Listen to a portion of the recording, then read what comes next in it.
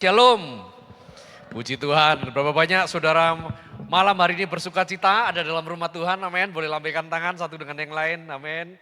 Ya, Bapak Ibu Saudara, kita masih dalam sebuah tema tentang hati seorang anak. Saya kasih tema malam hari ini hati seorang anak, anak Bapa ya, tema utama kita. Ya, Tuhan kasih firman, kasih ayat dalam hati saya, perenungan saya beberapa hari ini yang ada di dalam Lukas 15 ayat yang ke-11. Ini sebuah cerita yang sering kita dengar tentang bagaimana gambaran anak bapa, anak bungsu dan anak sulung. Hari ini kita akan belajar, malam hari ini akan belajar tentang anak bungsu dan anak sulung. Dan saya berdoa supaya setiap kita ini bisa menangkap apa yang Tuhan mau, kita sebagai gerejanya, kita sebagai anak-anak Tuhan di dalam rumah Tuhan. Amin. Nah saudara, beberapa waktu lalu saya ini kan punya kelompok FA ya saudara. Dan bagi saya kelompok FA ini cukup membuat saya ini juga bertumbuh saudara ya. Ini salah satu pertumbuhan rohani saya ini ada di komsel saya. Ya, karena satu dengan yang lain saya melihat, saya mendengar beberapa teman-teman yang di kelompok ini mereka saling sharing. Ya, mereka beberapa minggu yang lalu kami sharing tentang hati anak ini Bapak Ibu Saudara. Dan saya cukup diberkati dalam FA. Karena itu Bapak Ibu Saudara yang belum tergabung dalam komsel, dalam kelompok FA, saya anjurkan Bapak Ibu Saudara ayo ikutlah di dalam komsel yang ada di gereja. Supaya apa? Supaya saudara punya yang namanya keluarga rohani. Yang kedua, supaya saudara punya yang namanya pertumbuhan rohani. Saudara bayangkan kalau cuma dikasih makan seminggu sekali anak saudara, tentu anak saudara akan mengalami yang namanya stunting. Saudara ya, apa itu stunting? Ya, stunting itu anaknya cebol. Ya.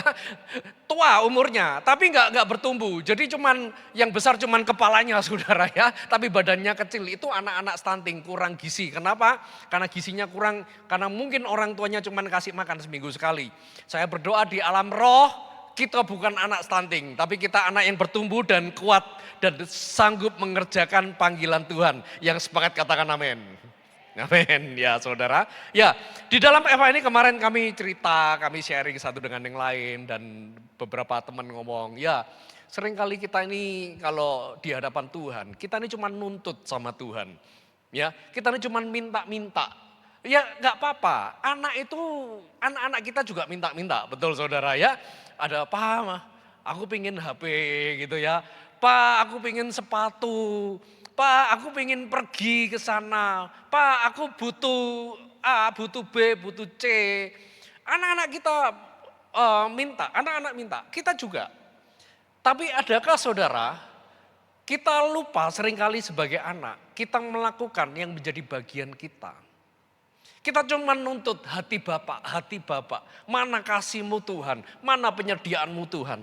Sementara kita sebagai anak, kita juga lupa seringkali bahwa seharusnya kalau kita anak, bukankah kita harusnya enggak datang kepada Tuhan cuman pada waktu kita butuh.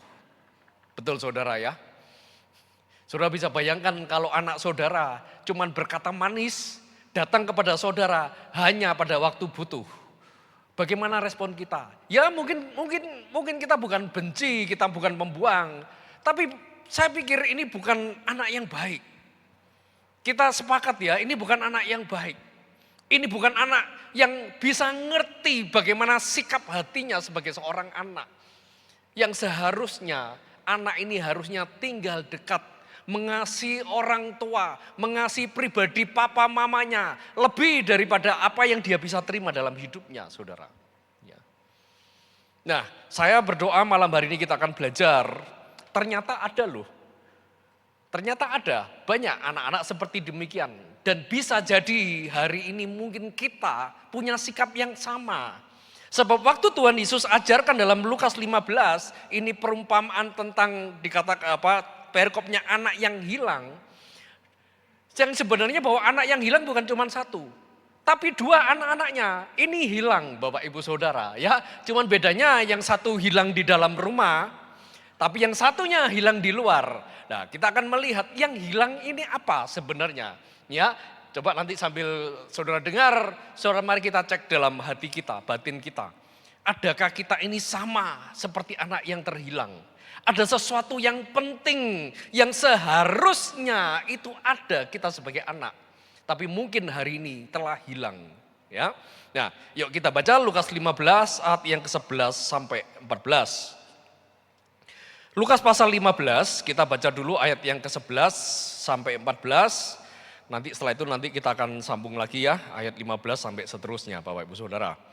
Ya, Bapak Ibu Saudara, saya mau bilang dulu bahwa nanti kita akan baca satu perikop ini full ya. Saya berdoa supaya saya berharap kita nggak bosan baca firman. Karena saya percaya setiap firman yang keluar itu bicara tentang kuasa. Dan itu yang akan memberkati hidup saudara dan saya. Amin. Semakin banyak kita mengucapkan firman, semakin banyak mujizat yang akan terjadi dalam hidup kita. Semakin banyak yang ajaib yang terjadi dalam hidup kita. Amin. Misalnya gini loh, wong kita ngomel aja bisa banyak kok, baca firman kita nggak mau banyak. Ya, yuk kita baca firman. Ayat 11, Yesus berkata lagi, ada seorang mempunyai 2 anak laki-laki, ini gambaran Tuhan. Kata yang bungsu kepada ayahnya, Bapa berikanlah kepadaku bagian harta milik kita yang menjadi hakku. Lalu ayahnya membagi-bagikan harta kekayaan itu di antara mereka. 13, beberapa hari kemudian anak bungsu itu gak pakai lama menjual seluruh bagiannya lalu pergi ke negeri yang jauh. Di sana ia memboroskan harta miliknya itu dengan hidup berfoya-foya. Ya, ayat 14, setelah itu dihabiskannya semuanya, timbullah bencana kelaparan di dalam negeri itu dan ia pun dikatakan apa? Melarat. Nah, Bapak Ibu Saudara, saya mau sampaikan bahwa betapa pentingnya kita ini harus mengerti posisi kita sebagai anak. Sebab ini anak, dia nggak menyadari bahwa dia anak yang dikasih Tuhan. Ya. Ini anak yang kurang ajar, tentu saudara ya, kita sepakat ya. Orang tuanya belum mati kok, dia sudah minta warisan. Orang tuanya masih ada, dia sudah meminta bagian yang menjadi haknya. Ya. Dan hari itu dia minta saudara. Dan ujungnya apa? Dia keluar dari rumah. Makanya posisi kita ini penting. Kita ini sebagai anak yang seperti apa? Apakah anak yang dengan mudah meninggalkan Tuhan? Atau kita sebagai anak yang terus setia ada di dalam dekat Bapak kita? Sebab kalau kita nggak sadar, kalau kita ini keluar, saya mau katakan keluar daripada rumah Tuhan, keluar daripada rumah Bapak kita. Saya bilang mungkin keluar bisa bentuknya, Pak saya masih Kristen kok. Ya kita bisa masih Kristen. Tapi berapa banyak hati kita ini udah jauh daripada Tuhan. Kita nggak lagi suka berdoa, kita nggak lagi suka cari hadirat wajah Tuhan dengan sungguh-sungguh. Mungkin dulu kita awal bertobat, punya kasih mula-mula, masih cinta Tuhan. Tapi berselangnya waktu dalam perjalanan hidup, tiba-tiba hati kita ini berubah Bapak Ibu Saudara. Ya. Ada yang berubah karena masalah persoalan kecewa. Tapi saya mau katakan, lebih banyak orang hatinya berubah bukan karena masalah persoalan. Lebih banyak manusia berubah karena apa? Karena harta kekayaan duniawi yang menggantikan Tuhan dalam hidup kita. Nah, dan saya mau katakan inilah awal kengerian, inilah awal kutuk terjadi. Waktu kapan? Waktu hidup anak ini terpisah daripada hadirat bapaknya, Bapak Ibu Saudara. Ya, kita tahu pada akhirnya ini anak mengalami apa? Timbul bencana. Dan anak ini tidak bisa bertahan hidup sebenarnya. Sudah mau mati. Anak ini bahkan sampai menjadi budak. Ya, kalau budak masih enak, masih dapat bayaran, masih dapat makan. Bahkan dikatakan dia apa? Dia makan ampas itu babi, saudara. Sisa makanan babi dia makan, saudara. Bukan makanan babinya, tapi sisa makanan babi dia makan, Bapak Ibu Saudara. Ya, karena itu saudara, ayo. Titik di mana kita ini terputus hubungan kita dengan Bapak kita, dengan Tuhan. Maka yang terjadi adalah kutuk menggantikannya. Jangan main-main dengan hadirat Tuhan. Mungkin berapa banyak saudara pikir, hadirat Tuhan itu kan bisa dicari kapan saja. No, di titik kita keluar dari hadirat Tuhan. Di situ hadirat yang namanya kutuk, hadirat setan ya. Setan itu selalu bawa apa? Dikatakan mencuri, membunuh dan membinasakan. Dia tangkap dalam hidup kita. Dia curi, dia bunuh, bahkan di satu titik binasa. Binasa itu artinya enggak ada bekas sama sekali, saudara. Ya. Kapan terjadi? Waktu kita keluar. Saudara mau contoh? Perjanjian baru menulis, kapan pertama kali manusia mengalami yang namanya kutuk? Ditulis di kitab Kejadian, manusia wanita mengalami yang namanya sakit bersalin. Makanya ke ibu-ibu kalau saudara sakit bersalin, punya anak melahirkan, ya meskipun dengan sekarang teknologi terbaru melahirkan dengan bisa tersenyum ya, masih bisa main HP, saudara ya operasi cepat singkat.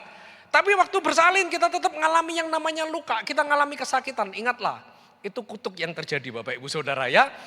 Lupa kan harusnya kita nggak hidup dalam kutuk. Yes, kita nggak lagi hidup dalam kutuk. Tapi bila itu mengingatkan setiap kita bahwa seharusnya tidak akan terjadi Bapak Ibu Saudara kalau Adam dan Hawa meninggalkan Tuhan. Betul ya? Makanya waktu di titik mereka keluar dari Taman Eden, apa yang terjadi? Kutuk keluar, kutuk terjadi dalam hidup mereka. Wanita mengalami yang namanya sakit bersalin. Para pria mengalami yang namanya mencari berkeringat, makan dari keringatnya. Makan dari semak duri, debu saudara. Dan itu terjadi. Yang kedua terjadi, betapa kengerian terjadi pada waktu Tuhan Yesus. Dia menanggung semua dosa dalam hidup kita. Dan dia harus menyelesaikan di atas kayu salib. Dan di Taman Getsemani itu peluh keringat darah keluar. Dia membayangkan begitu ketakutannya. Saudara ini medis ngomong. Kenapa dikatakan keringat darah? Karena pembuluh darah yang ada ini pecah. Kenapa? Karena dia melihat sebuah kengerian. Kengeriannya apa? Kengeriannya adalah waktu Bapa meninggalkan hidupnya karena dia tanggung semua dosa saudara dan saya.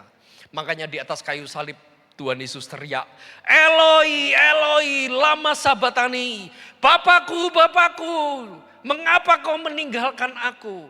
Dan itu sebuah teriakan kengerian hari itu. Bapak memalingkan wajahnya. Karena dia nggak bisa melihat wajah anaknya yang dikasihinya, saudara. Dan saya mau katakan, kengerian terbesar hidup kita bukan pada waktu saudara nggak punya duit, bukan pada waktu saudara masih ngalami sakit nggak sembuh mungkin, bukan saudara mungkin hari ini saudara sedang mengalami problem dalam rumah tanggamu. Saya mau katakan itu bukan kengerian. Bahkan mungkin kalau dunia akan gonjang-ganjing secara ekonomi saudara ya. Emas naik, rupiah jatuh, uang sudah nggak ada artinya. Ya, orang hari ini mau investasi seperti apa saudara bingung. Ya, kalau saudara tahu kemarin harga emas naik gila-gilaan, betul ya Pak Freddy ya. Itu artinya apa? Artinya uang kita sudah nggak ada harganya Bapak Ibu Saudara. Semakin nggak ada harganya. Ya. Orang bilang Pak beli emas, beli perak, beli tembaga. Ada yang emas digital dan segala macam. Orang bilang gak ada artinya. Toh nanti kita semua perang dan segala macam bencana. Harta kita gak ada artinya. Kemarin kami 2 hari Bapak Ibu Saudara ya jalan ke bencana. Hari Kamis saya, istri dan beberapa staf full timer kami bawa sekitar 700, 800, 1.200. Ada makanan, ada air saudara ya. Itu terdampak banjir yang di Juwana segini Bapak Ibu Saudara. Kami nyemplung sepinggang. Dan kami harus masuk ke sebuah desa itu harus pakai perahu. Semua bantuan dinaikkan perahu. Dan saya tanya kenapa harus pakai perahu? Gak bisa kita jalan. Gak bisa Pak, ini nyemplung dalamnya 2 meter dia bilang ya. Ini sawah tenggelam 2 meter. Paling pendek 1,5 meter. Nanti kalau di perkampungan tetap harus siap-siap basah Pak. Karena itu sudah sepinggang ke atas. Tapi puji Tuhan Bapak Ibu Saudara waktu hari Kamis saya datang itu sudah mulai turun sedikit ya. Yang tadinya masuk ke rumah semuanya kemarin sudah turun saudara ya. Tapi masih hampir sepinggang saudara. Ya. Hari itu saya cuman kami bagi dan saya dalam hati saya begini, iya ya. Tiba-tiba yang namanya harta benda dalam sekejap bisa habis Bapak Ibu Saudara. Ya. Itu kasur, itu barang, lemari, ranjang, TV mereka, motor mereka, sawah ladang mereka yang harusnya mereka panen raya hari itu saudara. Sebentar lagi habis. Habis kapan? Dalam waktu sekejap, tidak ada lagi harganya Bapak Ibu Saudara. Yang ada cuma air, tumpukan sampah di mana-mana dan kotoran di mana-mana Bapak Ibu Saudara. Ya, nanti saudara akan lihat videonya. Saya tanya, Pak, butuhnya apa? Saya pikir cuman, mereka mungkin butuh investasi gitu ya. Butuh perak, butuh emas. Enggak. Mereka cuman bilang, kami butuh makanan. Kami butuh air bersih, Pak. Kami butuh yang namanya obat. Lo obatnya apa? Salep, obat gatel lo saudara. Enggak ada lo saudara. Dan saya mau terima kasih ya kemarin yang kirim obat salep ya saudara, kirim air bersih. Itu benar-benar sangat memberkati mereka Bapak Ibu Saudara. Ya, ada popok, ada pampers, ada pembalut wanita. Mereka sangat butuh itu saudara. Bahkan tolak angin itu aja mereka bisa rebutan Bapak Ibu Saudara. Ya, hal yang receh. Tiba-tiba yang apa yang bagi kita berharga, itu tiba-tiba sudah tidak ada lagi harganya. Makanya begini, gak ada cara lain, gak ada tempat yang paling aman di dunia ini. Kecuali di dalam hadirat Tuhan yang sepakat katakan amin. Amin saudara.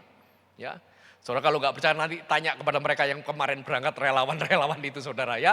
Saya cuma bayangkan begini, aduh kalau seandainya rumah saya, ini salah satu rumah saya di situ. Mungkin tensi saya sudah naik saudara ya, hipertensi saya, penyakit saya, kolesterol segala macam, udah stresnya seperti apa. Ya. Mau tidur di mana? Mau keluar air basah, seharian kami kena basah cuma 3 jam, 4 jam saudara ya, rasanya kaki sudah gatel semua saudara ya. Ya. Itu yang namanya kecoa, kelabang semua itu udah berenang-renang bersama-sama kita Bapak Ibu Saudara ya. Terus saya iseng saya tanya sama salah satu relawannya dari sana, Pak, ini kalau buang air di mana Pak? Ini kalau buang air di mana Pak? Lah itulah Pak, itulah yang buat mereka stres Pak. Ya sudah Pak, sembunyi-sembunyilah mereka Pak ya gitu. Ya sudah sembunyi-sembunyilah. Jujur saya tanya itu sambil saya mikir, jangan-jangan ini mengalir di kaki saya ini saudara ya. Berenang-renang di kaki saya ini saudara ya. Emas-emas mereka Bapak Ibu Saudara ya, tabungan mereka keluar semua hari itu saudara ya. Nah Bapak Ibu Saudara, saudara bisa bayangkan saudara. Hidup seperti apa yang kita harapkan hari ini kalau kita ini di luar Tuhan. Makanya kengerian hidup kita ini bukan pada waktu hartamu hilang, bukan. Bukan waktu saudara mengalami bencana, bukan. Saya mau katakan kengerian terbesar kita waktu tidak ada hadirat Tuhan. Tidak ada lagi rasa tentang Bapa, tentang Tuhan di dalam hati kita ini loh Bapak Ibu Saudara. Makanya Yesus hari itu dia berteriak, Eloi, Eloi, Bapakku, Bapakku. Jangan tinggalkan. Hari itu Tuhan sedang ngomong sama Musa. Ini sering saya bilang. Musa karena bangsa ini keras hatinya. Mereka menolak aku. Okelah Musa. Biar berkatku, malaikatku, semua apa yang kamu butuhkan secara jasmani tak penuhi.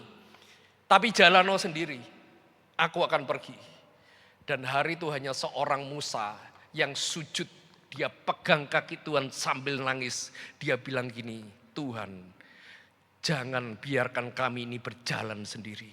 Kalau Tuhan gak jalan sama kami, kami tidak mau jalan. Artinya gini, lebih baik kami mati di padang gurun ini. Sebab Musa tahu, tanpa Tuhan hidupnya ngalami kengerian. Nah, hal pertama Bapak Ibu Saudara yang mau sampaikan begini. Apa yang hilang dari anak ini adalah anak yang busuk ini bukan kehilangan harta. Dia bukan kehilangan rumah tinggalnya. Dia sedang kehilangan yang namanya cintanya kepada bapaknya. Dan kapan kejatuhan anak ini terjadi dimulai? Anak ini jatuh bukan pada waktu hartanya habis. No. Anak ini jatuh bahkan sejak pertama dia masih di rumah bapaknya. Kok bisa? Oh ya, saudara tadi baca kan. Anak ini kan ngomong masih di rumah bapak, dia ngomong sama bapaknya. Pak, berikan bagianku, hartaku. Dia minta toh. Dan saudara lihat, bapaknya berikan. Karena memang harta itu bapaknya siapkan untuk anaknya. Dan bapaknya tahu satu hari anaknya ini butuh. Saudara, saya mau katakan ini, yang namanya harta kekayaan saudara minta sama Tuhan, Tuhan punya. Jangan khawatir. Tapi menjadi pertanyaan begini, berapa banyak seringkali waktu kita menerima uang, kita menerima kekayaan, kita menerima warisan, dan tiba-tiba hati kita ini berubah. Kita nggak lagi tempatkan Tuhan ada di dalam hati kita. Kita, sudahlah Tuhan pinggir dulu. Biar harta ini yang ada di dalam hidupku. Makanya anak ini begitu dia menerima warisan, dia buang bapaknya saudara. Dia pergi meninggalkan bapaknya. Dan dia habiskan uangnya. Makanya kalau saudara baca perikopnya ini, kalau dalam bahasa Indonesia kan anak yang terhilang. Kalau dalam bahasa Inggris sebenarnya enggak, bahasa aslinya apa? Anak yang boros. Anak yang boros bicara tentang apa? Karena prodigal son itu bicara tentang apa? Bicara anak yang duniawi. Anak yang berfoya-foya. Anak yang duniawi. Yang keinginan hatinya kalau di dalam rumah bapaknya, masih di rumah bapaknya. Yang tiap hari dia pikirkan adalah, aduh gimana ya, kapan ya aku harus mau ngomong minta. Dia mencoba memberanikan diri, dia mungkin atur kata-katanya dengan yang terbaik saudara. Dia mencari waktu, saudara lihat. Dia di rumah bapaknya tapi hatinya gak pernah ada untuk bapaknya saudara. Dia gak lagi memikirkan bapaknya, hatinya berubah. Yang dia pikirkan bagaimana cara mendapatkan harta warisan uang dari bapaknya. Masih di rumah bapaknya loh saudara. Berapa banyak seringkali kita ini juga sama Bapak Ibu Saudara. Kita datang dalam hadirat Tuhan. Kita ada di tempat ini. Mungkin mulut kita nyanyi sesuai dengan arahan worship leadernya. Tuhan engkau baik, Tuhan engkau perkasa, engkau luar biasa. Jujur hati kita cuma bilang gini, berkat-Mu mana Tuhan? Uangnya mana Tuhan? Mana janji-Mu Tuhan? Aku perlu duit Tuhan. Aku perlu jabatan Tuhan. Aku perlu rumah yang baru Tuhan, aku perlu mobil yang baru. Yang kita minta dalam hati kita cuman hal-hal, semua hal yang menyenangkan keinginan daging kita. Keinginan mata kita Bapak Ibu Saudara. Dan saya mau katakan di titik itulah sebenarnya kita ini sudah jauh dan lari daripada hati Tuhan. Coba cek malam hari ini saudara ya. Coba cek setiap kita. Kalau kita ini datang doa sama Tuhan, apa yang menjadi poin dalam doa kita? Tuhan berkati semua usahaku. Tuhan berkati anak-anakku. Tuhan berkati pekerjaanku. Loh minta berkat itu gak apa-apa. Saya pun juga doanya sama Bapak Ibu Saudara. Tapi berapa banyak kita cuma minta dan kita lupa mengucap syukur buat apa yang Tuhan kerjakan dalam hidup kita. Kita cuman selalu minta-minta, tapi kita gak pernah berdoa hanya bilang gini, Tuhan hari ini aku gak minta apa-apa kok Tuhan. Aku cuma mau terima kasih Tuhan, terima kasih. Aku masih bisa punya pasangan yang sehat. Sekalipun seperti radio rusak, gak apa-apa saudara, gak apa-apa Tuhan. Itu tandanya dia sehat Tuhan. Aku masih punya Tuhan, suami yang masih cuek sama aku, nggak apa-apa Tuhan, aku bersyukur terima kasih. Tandanya dia nggak genit berarti, ya. Sekalipun dia nggak perhatian, terima kasih Tuhan, terima kasih Tuhan. Berapa banyak terakhir kita cuma datang sama Tuhan, cuman hanya menyampaikan Tuhan, terima kasih, Tuhan Engkau baik. Saya sharing waktu lalu, ya.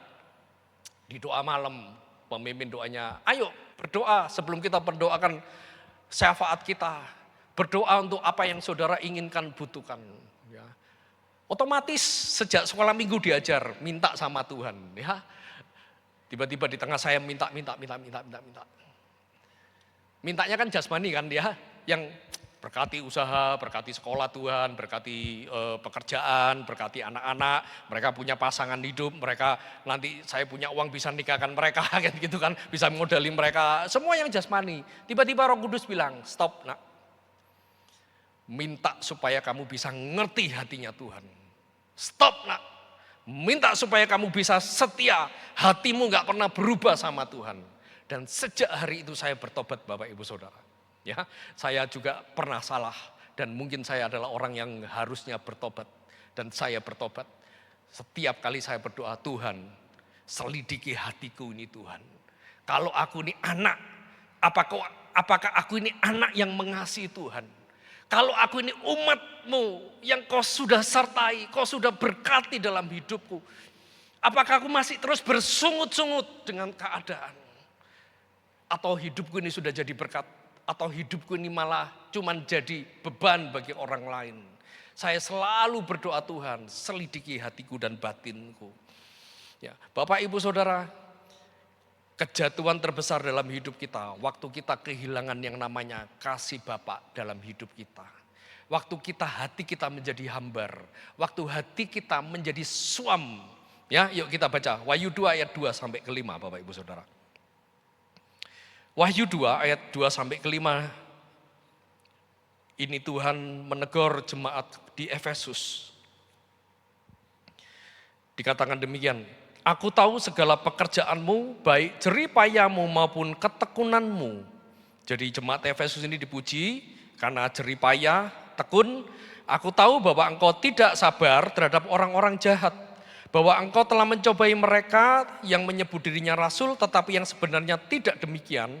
Bahwa engkau telah mendapati mereka pendusta. Jadi mereka ini orang jemaat ini juga jemaat yang luar biasa sabar ya. Ayat ketiga dikatakan, dan engkau tetap sabar dan menderita oleh karena namaku. Dan engkau tidak mengenal lelah. Perhatikan ayat 4. Namun demikian aku mencela engkau karena engkau telah meninggalkan apa saudara? Kasihmu yang semula. Ayat 5, sebab itu ingatlah betapa dalamnya engkau telah jatuh. Bertobatlah dan lakukan lagi apa yang semula engkau lakukan. Jika tidak demikian aku akan datang kepadamu dan aku akan mengambil kaki dianmu dari tempatnya. Jikalau engkau tidak bertobat. Saudara lihat, jemaat Efesus ini jemaat yang luar biasa loh. Dia bisa sabar, dia bisa aktif melayani, dia bisa bahkan punya keteguhan, punya jeripaya yang tidak pernah berhenti, saudara, tidak pernah capek, tidak pernah lalai kepada tugas panggilannya, saudara. Tapi lihat, mereka kerjakan itu semua tanpa adanya kasih yang mula-mula dalam hidupnya, saudara. Dan ini menjadi warning kepada setiap kita. Ternyata saya masih bisa melayani Tuhan. Saya bisa kemana-mana memberitakan Injil yang sepertinya sibuk. Tapi sebenarnya saya bisa terhilang di hadapan Tuhan. Dan firman Tuhan bilang apa? Ayat 5 tadi dikatakan, sebab itu ingatlah betapa dalamnya engkau telah jatuh. Berapa banyak seringkali kita ini melayani. Ya ini untuk saudara yang sudah melayani Tuhan. Kita melayani Tuhan, tapi jujur, dalam hati kita ini sudah gak ada lagi karena cinta loh.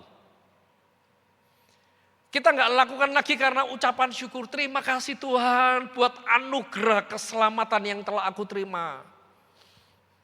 Kita cuman ukur kasih Tuhan hanya karena apa yang Tuhan beri dalam hidup kita. Makanya orang kalau kita hamba-hamba Tuhan, semua katakan, kita kalau gak punya kasih mula-mula, kasih Bapa, kasih yang tidak bersyarat itu, mengenal kasih bersyarat itu dalam hidup kita. Dan kita juga punya respon Tuhan, kasihku ini kepadamu gak pernah selesai, gak pernah berakhir.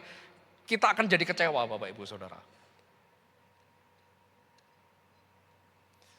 Sebab nanti di satu titik, kalau kita ukur kasih Tuhan hanya kepada yang namanya pemberian, hanya kepada sebatas apa yang namanya kekayaan warisan, harta duniawi. Yang notabene firman Tuhan bilang bahwa satu saat itu akan habis. Dan di setiap bencana, entah itu sakit penyakit, entah itu gempa, entah itu perang, semua harta itu akan habis. Kalau standar kita hanya kepada itu, percayalah kita akan kecewa mengikuti Tuhan. Tapi di satu titik Tuhan bilang, kembali nak, bertobat. Kembalilah kepada kasih mula-mula. Saya berdoa malam hari ini setiap kita, yuk kalau kita ini datang sama Tuhan, selalu minta Tuhan, biar aku ini selalu mengingat kasih-Mu yang luar biasa dalam hidupku. Lebih dari apapun. Dan setiap kali kita datang pada Tuhan, mungkin Tuhan bilang, nak kamu minta apa? Selalu katakan, Tuhan yang tahu apa yang menjadi kebutuhanku. Lebih daripada apa yang aku tahu. Tapi hari ini yang aku minta adalah supaya hatiku tetap berkobar-kobar, mengasihi dan mencintai Tuhan. Dan tidak ada yang bisa menggantikan apapun selain pada hadirat Tuhan dalam hidupku. Amin saudara. Hal yang kedua Bapak Ibu Saudara, yang saya mau sampaikan. Ya. Mari saya minta pemain musik bisa maju ke depan. Yuk kita baca kembali saudara ya dalam Lukas 15.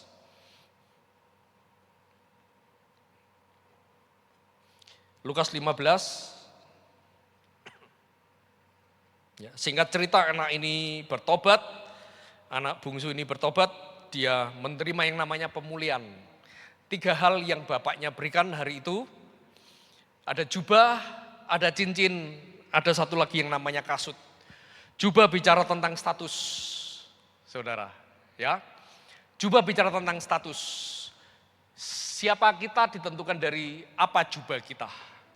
Kalau saudara seorang dokter, saudara nggak mungkin bekerja memakai jubahnya polisi, betul ya?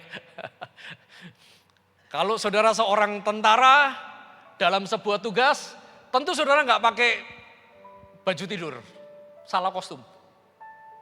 Kalau saudara seorang direktur, saudara akan pakai baju seorang direktur. Bahkan kalau dia seorang mungkin cleaning service atau apa, dia akan pakai jubah sesuai dengan apa yang dia pakai. Itu jubah. Siapa kita?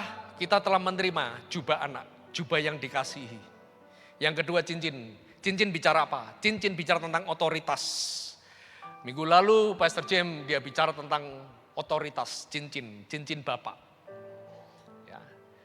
Diberikan bukan cuma jubah, tapi cincin yang artinya apa? Kalau dia sebagai anak, kita sebagai anak, kita punya otoritas yang sama dengan Bapak kita. Anak saya, saudara, awal-awal ikut saya kerja, yang nomor 1 itu kan kerja ikut saya. Sekarang kita bisnis sama-sama. Saya bilang, ayo kamu datang ke hotel. Pak, kalau pegawai yang baru-baru itu gimana Pak? Kamu bilang, aku anaknya Pak Lukas. Mereka semua pasti tunduk. Ya. Jadi dia pakai otoritas, pakai nama saya. Itu bicara tentang cincin Bapak Ibu Saudara. Ya. Kalau pegawai yang enggak kenal anak saya, pertamanya disuruh diperintah, ayo bersihkan, ayo tolong ini dipindah, diangkat, dirapikan. Enggak didengarkan saudara. Tapi begitu anak saya, dia pakai otoritas nama saya. Ya. Enggak ada yang berani Bapak Ibu Saudara. Kita juga sama, kita punya otoritas, saudara punya otoritas.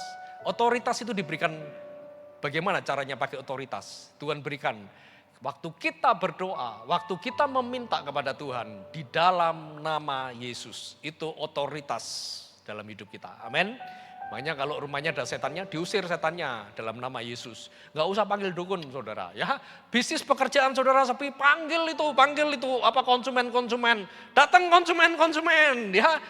Gak usah pakai jampi-jampi, gak usah pakai gak usah. Saudara punya otoritas sebagai anak. Ya, berdoa dalam nama Yesus, saudara ya. Saya kalau setiap hari juga sama, berdoa di tempat usaha saya, di kantor, saya nyembah Tuhan. Saya bilang gini, Tuhan aku memanggil kekayaan bangsa-bangsa ada mengalir di tempat ini. Saudara ya, di dalam nama Yesus. Tuhan jawab saudara. Ya. Loh, minta kekayaan boleh? Boleh. Yang gak boleh itu cinta kepada uang. Ya. Minta uang boleh, minta kekayaan, minta dunia, harta dunia boleh. Yang gak boleh itu duniawi Bapak Ibu Saudara. Saudara paham maksud saya ya, ngerti ya? Minta berkat boleh, tapi yang gak boleh itu ini loh seperti anak-anak yang bungsu. hatinya berubah. Enggak lagi cinta Tuhan, tapi lebih cinta kepada berkatnya Tuhan. Lebih daripada bapaknya. Dia enggak boleh. Nah yang kedua ya, kita masuk yang terakhir ini. Ya. Ada anak yang kedua, anak sulung. Waktu anak bungsu ini pulang, bapaknya buat pesta, bapaknya bersuka cita. Kita baca aja ya. 21. Lukas 15 ayat 21. Jadi waktu anaknya pulang, ayat 20. Maka bangkitlah ia dan pergi kepada bapaknya. Jadi anak ini balik pulang bertobat. Ketika ia masih jauh ya. Ayahnya telah melihatnya lalu tergeraklah hatinya oleh belas kasihan.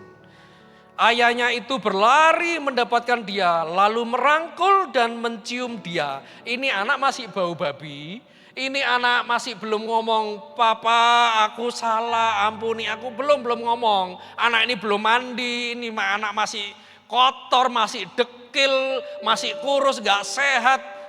Tapi lihat, ini gambaran betapa besar Tuhan yang kita sembah. Makanya kejatuhan terbesar manusia, hidup kita, bukan pada waktu kita pernah jatuh dalam dosa. No. Bukan. Kita jatuh dalam dosa, kembali kepada Tuhan, Tuhan ampuni kita. Dia menerima kita apa adanya. Bahkan dia mengasihi kita, dia memberikan kembali, memulihkan hidup kita. Amin. Tapi kejatuhan terbesar kita adalah waktu kita melari meninggalkan Tuhan, menggantikan Tuhan dengan yang duniawi, saudara. Ya, ini gambaran Bapak, ayat 21. Kata anak itu kepadanya, baru ini anak ngomong, "Bapak, aku telah berdosa terhadap sorga dan terhadap Bapak. Aku enggak layak lagi disebut anak Bapak." 22, tetapi ayah itu berkata kepada hamba-hambanya, bapaknya enggak ngomong apa-apa. Bapaknya enggak ngomong, "Udah nak, nanti masalah lalu kamu nanti bisa nyicil lah gitu ya, warisanmu bayar utang lagi." Enggak. Bapaknya cuma bilang gini, tetapi ayah itu berkata kepada hamba-hambanya, "Lekaslah, bawa kemari jubah yang terbaik, pakaikanlah itu kepadanya, kenakanlah cincin pada jarinya, sepatu dan pada kakinya. Dan ambillah anak lembu tambun itu, sembelihlah dia dan marilah kita makan dan bersukacita." 24, sebab anakku yang telah mati menjadi hidup kembali, ia telah hilang dan didapat kembali. Maka mulailah mereka, siapa? Mereka semua satu kampung bersukaria.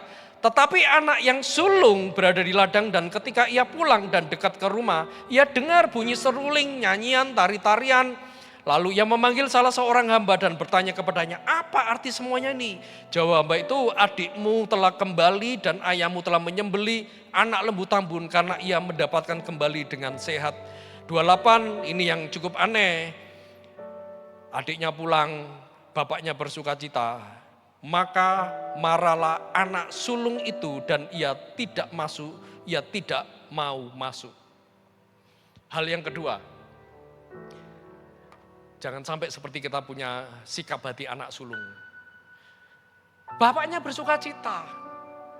Saudaranya, adiknya loh ini, adiknya. Wong mereka cuma 2 bersaudara. Pulang, adiknya bertobat. Ya memang adiknya brengsek, adiknya ini nyebelin. Tapi toh adiknya juga enggak merugikan dia kan, betul ya? Anak ini juga mendapat bagiannya kok. Wong adiknya juga enggak menghabiskan hartanya kok. Masing-masing sudah diberikan bagiannya. Tapi waktu dia melihat bapaknya pesta, menyembelih anak lembu tambun, bapaknya enggak cuma menyembelih kambing, dia enggak cuma ayo kita pesta barbeque beli 1 kilo daging, 2 kilo frozen food ya buat tambah-tambah 5 kilo ayam, enggak. Anak lembu tambun Bapak Ibu Saudara disembelih. Saudara bisa bayangkan ini pesta berapa orang yang makan? 1 kampung, bahkan 1 desa, 1 kota makan pesta. Saudara lihat, inilah kesukaan Bapak kita setiap kali melihat ada yang bertobat. Setiap kali melihat ada anak-anaknya yang pulang kembali kepada Tuhan. Hatinya kembali kepada Tuhan. Selalu dia buat yang namanya pesta kerajaan. Dia selalu buat yang namanya resepsi. Makanya firman Tuhan bilang gini, satu jiwa diselamatkan, seisi surga bersorak-sorai. Bapa dan malaikat-malaikatnya, semua jenderal-jenderal perang, malaikat-malaikat perang, malaikat apa, semua pesta bersuka cita. Tapi aneh, di tengah-tengah sukacita bapaknya, anak sulungnya marah. Anak sulungnya nggak suka. Anak sulungnya bilang gini, ini buat apa lagi? Ini ngapain buat sesuatu yang gak berguna, yang gak berfungsi. Nambahi repot, kan lebih baik kerja aja. Ngapain kita buang-buang duit. Anaknya protes, anak sulung. Ini sebenarnya Tuhan bicara apa sih? Bapak Ibu Saudara, Tuhan suruh gereja kita membuat yang namanya Pondok Kasih dan Lumbung Yusuf. Dulu pernah dibuat. Dan dulu waktu dibuat sebelum gereja ini jadi Bapak Ibu Saudara. Gereja ini sudah kasih makan satu kota. Setiap hari. Sepanjang berapa tahun Bu? Seminggu sekali ya. Berapa tahun Bu? 11 tahun Bapak Ibu Saudara. Dan hari itu membuat gereja ini bisa berdiri. Dan bisa gereja ini semakin banyak jiwa-jiwa yang diselamatkan. Enggak cuma satu kota ini. Kota-kota lain gereja ini jadi berkat. Bahkan sampai ke luar pulau, bahkan sampai ke bangsa-bangsa. Kemarin kita bisa melayani. Dan tahun ini Tuhan perintahkan, bilang sama Ibu Gembala, kasih makan lagi, buat pesta lagi. Jujur dalam hati saya itu gini, alah ngerepoti. Tiba-tiba saya jadi punya sikap anak sulung loh, kurang ajar saudara. Apa nggak tahu ya Ibu Gembala ini ya, ini masa resesi loh. Ini loh harga beras naik, harga ayam naik, harga lombok naik. Uang kita semakin nggak ada harganya, yang dulunya harga uang, kalau saudara punya uang 1 juta tahun 2020 ya sebelum pandemi, hari ini nilainya cuma 500.000, cuma separuh. Kalau uang saudara 100.000 nilainya hari ini cuman aji 50.000 saudara. Habis karena inflasi. Tapi sementara loh kok gereja Tuhan itu suruh. Saya pikir buat apa? Hari itu saya nggak nangkep, tapi waktu saya baca ini, saya tuh nangkep. Tuhan tuh bilang gini, nah kenapa kamu nggak turut bersuka cita? Ini loh, aku mulai tahun ini, aku akan menerima anak-anak bungsuku ini kembali. Toh mereka juga nggak mengambil uangmu, nggak merugikan kamu. Aku akan sediakan. Tapi maukah kamu ikut bersuka cita dalam sebuah resepsi besar, menanti jiwa-jiwa? Bapak Ibu Saudara, kalau hari ini kita menerima visi Lumbung Yusuf. Dibuka Lumbung Yusuf. Ini buat apa? Semua persembahan saudara, beras, minyak, nanti ada bahan-bahan makanan, sayur. Sebisanya saudara, sedikit banyak sesuai berkat yang Tuhan titipkan saudara. Yang Tuhan percayakan, kerelaan hati saudara. Ayo bawa. Untuk apa Pak? Ini untuk akan memberi makan kota ini Bapak Ibu Saudara. Akan memberi makan ojol-ojol, akan memberi makan tukang becak, tukang parkir. Yang kalau kadang-kadang setiap hari mereka masih bergumul bagaimana ngatur uang makannya, berhemat luar biasa. Supaya anaknya yang di rumah bisa makan, supaya mereka masih bisa beliin susu, vitamin, obat-obatan yang harganya semakin mahal. Setidaknya apa yang kita kerjakan ini sangat memberkati mereka, Bapak Ibu Saudara. Pak, tapi saya nggak punya uang, saya bisanya masak. Ayo tergabung. Ada yang namanya dapur umum. Kita akan buat dapur umum, Bapak Ibu Saudara. Sudah dalam pembangunan. Jadi seperti nanti ada bencana, ada darurat, ya kita akan langsung buka dapur umumnya. Dan bahan-bahan dari Lumbung Yusuf ini akan dipakai. Kemarin kloter kedua kami berangkat, kami umumkan, ayo siapa yang mau titip berkat makanan, kembali ke Pati Bapak Ibu Saudara. Puji Tuhan, saya cuma berpikir paling 1.500 sampai 1.000 lah seperti yang pertama kemarin. Karena yang pertama mereka juga sudah menabur banyak. Tapi puji Tuhan, 2 kali lipat Bapak Ibu Saudara yang dikirimkan. Tepuk tangan buat Tuhan Yesus. Saya percaya Tuhan masih bangkitkan pekerja-pekerjanya di akhir zaman. Anak sulung-sulung yang juga bertobat, ngerti bisa nangkep. Saya hari pertama itu istri saya Bu Tanti itu ke sekolah ya. Dia ke sekolah karena sebelum berangkat jam 1 dia masih ngurusi sekolah yang di Pelita. Tiba-tiba di Pelita, saya yang masih ngurusi di rumah Bapak Ibu Saudara ya. Karena mau berangkat jam 1 kirim bahan bantuan. Dia pulang dia bilang, aduh aku nangis. Dia pulang bawa amplop. Uang dari guru-guru yang ada, bahkan dari anak-anak. Anak-anak sekolah saudara. Dibuka amplopnya ada yang 1.000, ada yang 2.000, ada yang 5.000 Bapak Ibu Saudara. Yang 2.000-an banyak Bapak Ibu Saudara. Saya tahu itu uang jajan mereka. Kami nggak minta, saya nggak suruh. Tapi waktu beberapa dari mereka nangkep, karena kami siarkan di grup WA, saya pasang di status yang mau titip, ayo jam 1 kan, kami mau berangkat segera. Saya percaya ada beberapa miss yang ngajak anak-anak, ayo nabur. Saya tahu itu menjadi sebuah persembahan yang manis, menjadi persembahan yang harum buat Tuhan. Dan itu benar-benar jadi berkat Bapak Ibu Saudara di sana. Bapak Ibu Saudara, mari. Anak sulung ini ada di rumah bapaknya. Anak sulung ini ada bekerja di rumah bapaknya. Tapi dia nggak bisa pernah nangkep sukacita hati bapaknya. Apa yang membuat bapaknya ini bersukacita? Apa yang membuat menyenangkan hati bapaknya?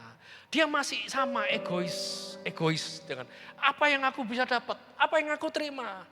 Bapaknya bilang gini, bukankah semua milikku itu milikmu nak? Dan bukankah pesan Tuhan yang sama malam hari ini? Jangan pernah takut Tuhan, aku aja masih kurang kok aku harus nabur. Tuhan aku aja masih susah kok hidupku masih perlu diperhatikan. Kenapa aku harus nabur? Saya mau katakan saudara telah dibohongi oleh pikiran saudara, kekhawatiran saudara. Saya mau katakan saudara punya apa yang Bapak di surga punya. Yang sepakat katakan amin. Yang percaya katakan amin. Minta kepada Bapakmu, gak apa-apa. Diberikan kok. Toh anak bungsu minta juga diberikan. Cuman bedanya anak bungsu hilang karena pemberian. Karena itu saya juga minta. Saya tuh sering minta loh sama Tuhan juga. Tuhan aku minta loh kasih uang Tuhan. Karena besok aku harus nabur. Tuhan kasih uang Tuhan.